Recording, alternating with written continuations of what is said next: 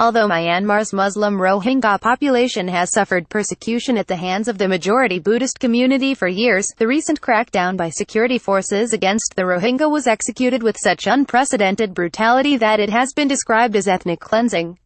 Over 600,000 Rohingya fled to Bangladesh, carrying with them stories of rape, arbitrary arrest and mass arson and killings, all of them crimes against humanity. That is why when news came on Thursday of a repatriation agreement between Bangladesh and Myanmar, it was met with scorn rather than approbation by human rights groups. Though struggling to provide for refugees, Bangladesh must keep its border open and not coerce people to return. For now, its humanitarian partners must step up assistance. Returning is unthinkable for those who have just escaped mass persecution. In its report, All of My Body Was Pain: Sexual Violence Against Rohingya Women and Girls in Burma, Human Rights Watch found that Myanmar's military used rape as a prominent and devastating feature of a campaign of ethnic cleansing against the Rohingya. Survivors say they were left with rape, burn and bullet injuries.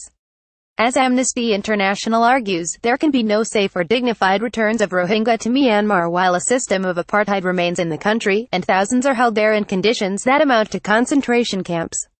If and when the refugees return, their security must be guaranteed by international monitors, and all repatriations must be voluntary and assisted by international agencies.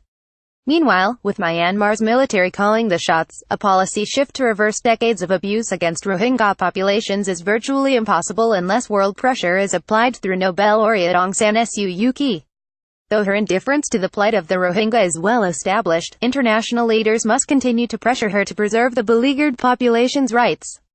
To end ambiguity around the repatriation agreement stands a role for the UN's refugee agency, whose inclusion in voluntary repatriation operations as standard practice requires clarification. Published in Dawn, in November 26, 2017.